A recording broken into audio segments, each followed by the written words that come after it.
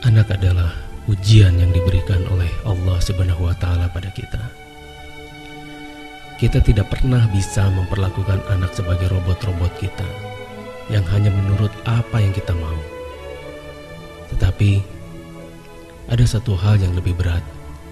Bagaimana kita mendidik anak-anak yang indigo atau anak-anak yang memiliki kelebihan dari anak-anak yang lain agar kelebihannya tersebut bisa menjadi maksimal. Bab, Bulan? si Gana gunung-gunung bakal bari tidak? Oh gitu? Mohon. Nah, kisah gitu. Soalnya ada pemainan non liar wae. Oh gitunya. Mohon. Saya tuh punya anak 3 kan ya. Nah ini kebetulan ada beberapa anak tuh memang kan macam-macam ya. Iya. Ini kebetulan ada anak, salah satu anak saya tuh dia tuh suka apa ya?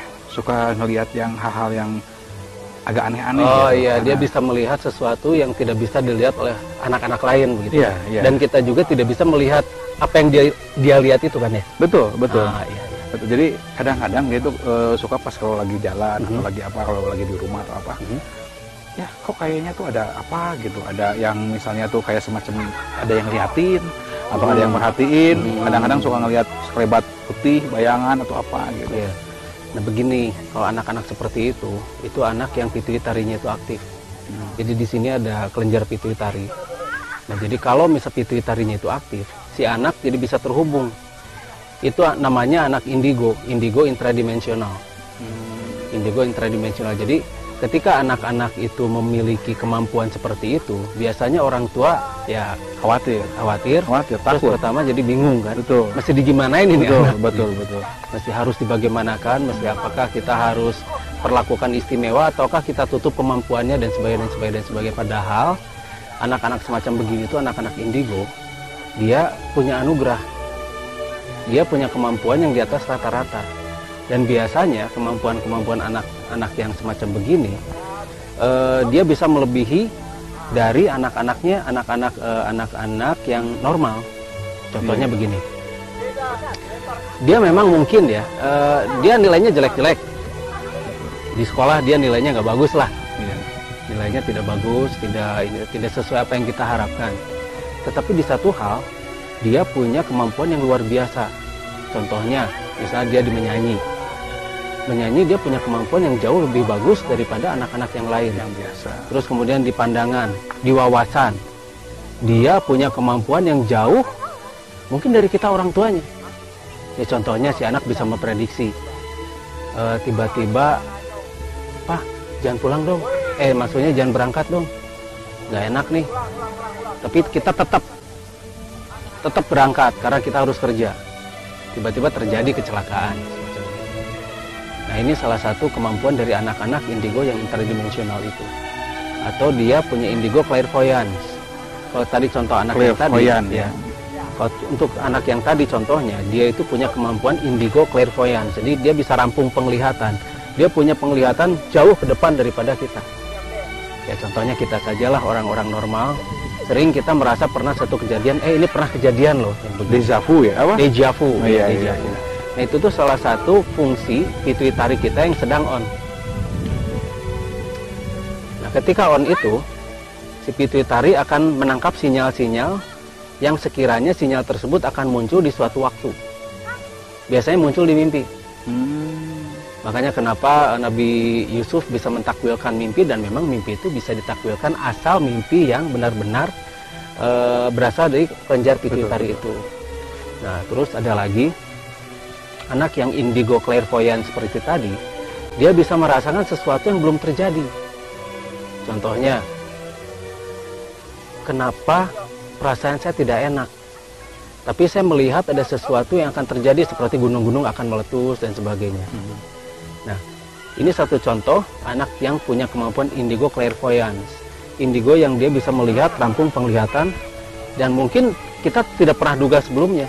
Bahkan mungkin anak kita, ini mah kesurupan nih, Betul. gitu kan. Jin ya. Dibantu jin dan sebagainya. Padahal bukan. Anak-anak semacam begini itu dia tidak ada hubungannya dengan makhluk-makhluk semacam begitu. anak-anak begini pituitarinya itu yang aktif. Jadi anak-anak yang semacam begini itu harus kita bina secara betul-betul ekstra, terutama untuk mengasah kemampuannya agar bisa terkendali dengan baik dan benar. Nah ini, nah, terus ada lagi anak-anak indigo yang dia intradimensional seperti tadi, melihat sesuatu yang tidak bisa kita lihat tapi di dimensi yang lain. Tapi kan kalau dilihat dari umum masyarakat kan jadi aneh kan anaknya, memang jadi karena aneh, tidak jadi kayak orang gila atau apa, kesurupan Iya. mungkin. Nah, anak-anak itu tidak kesurupan. Anak-anak itu dia punya kemampuan yang lebih dari anak yang lain. Dan anak-anak semacam begini kalau sudah besar, biasanya dia jadi tempat orang minta tolong. Betul. Nah, orang-orang datang pada dia minta tolong, jadi advisor lah. Jadi ini apa? Jadi orang akan datang pada dia untuk meminta advice, meminta nasihat. Bagaimana ini dan sebagainya. Nah, pernah di TV juga kan ada yang anak yang tiba-tiba dia bisa pintar bahasa Inggris, pintar bahasa apa. Nah, itu kayak gimana tuh itu? Anak yang punya photographic memory, dia mungkin satu kali baca langsung ingat. Jadi bisa dikatakan kalau misalnya kita mau menggolongkan anak-anak ini menjadi indigo bisa saja gitu ya. Betul. Jadi indigo photographic memory. Kalau misalnya kita mau Klasifikasi. mengklasifikasikan anak seperti itu bisa saja. Tapi biasanya anak-anak yang punya photographic memory semacam begini, dia punya keterbatasan di yang lain. Jadi dia fokus ke fotografik, tapi dia punya keterbatasan misalnya di kemampuan problem solvingnya, karena kemampuan otaknya merekam, bukan mengatasi masalah. Betul. Nah, tapi kalau untuk anak-anak yang lain yang punya kemampuan-kemampuan yang lebih seperti intradimensional, atau misalnya dia punya kemampuan yang tembus ke masa depan, clairvoyance, semacam begitu, dia bisa menyelesaikan masalah dengan baik. Berarti setiap anak ada punya kemampuan, otaknya itu bisa melakukan seperti itu. Sebetulnya begitu, hanya kita mengembangkannya ini. Dan banyak anak yang biasa juga. Oh gitu. Banyak juga yang Tapi biasa. kira-kira kalau misalnya anak yang normal atau seperti apa, ada nggak semacam pelatihan atau seperti apa supaya bisa ke arah ke sana? Bisa, itu bisa dilatih. Bisa dilatih ke arah sana, atau kita bisa dilatih atau melatih anak yang memang sudah punya kemampuan itu. Nah, ini akan kita bedakan. Kita mau melatih atau dilatih. Tinggal nanti kita lihat potensi anaknya bagaimana. Seperti mereka. Mereka ini ada yang memang biasa saja. Ada yang punya masalah.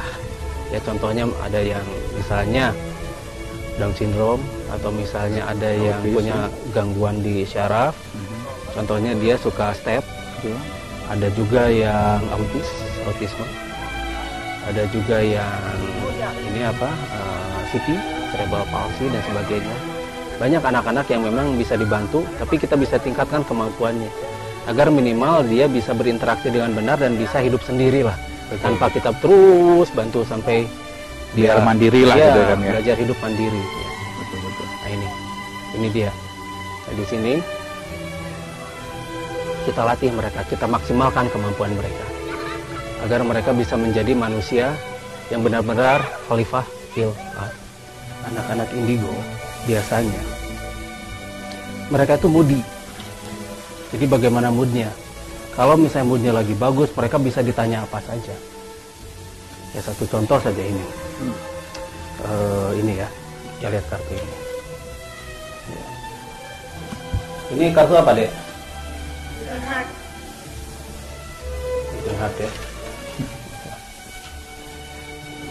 Menarik ya. Terus lihat kartu. Ini kartu apa, Dek? Asko. Terus ini ya, jelas ya? Jelas. Ini apa, Dek? Diamond. Berapa diamondnya? 9. 9.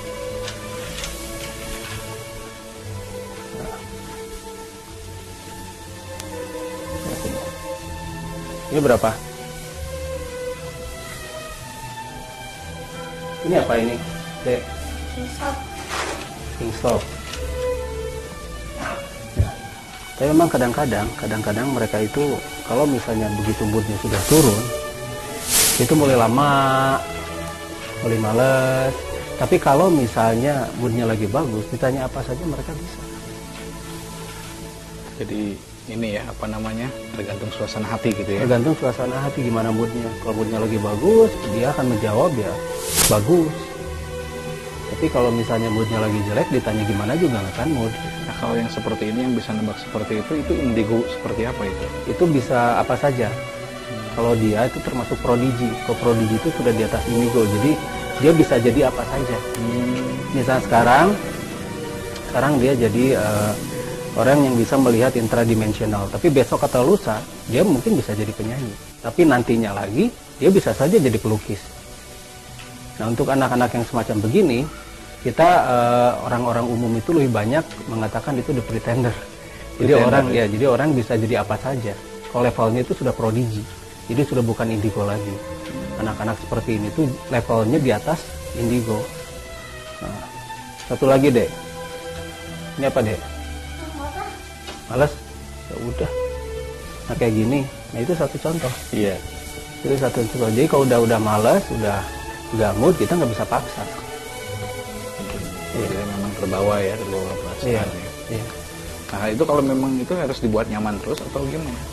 Semuanya juga yang namanya anak-anak itu harus dibuat nyaman. Tidak boleh anak-anak itu di lingkungan yang tidak nyaman.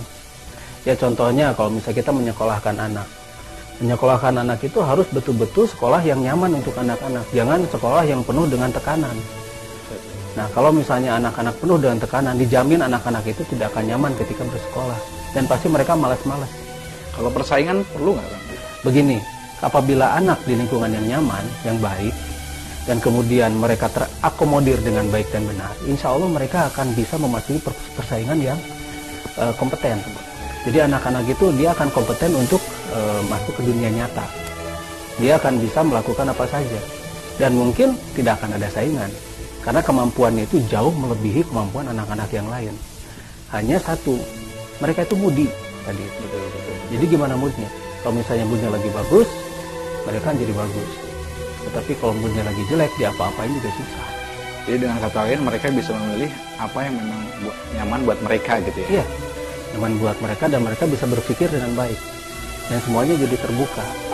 Dan kalau misalnya melihat anak seperti tadi, kita jangan langsung paksa.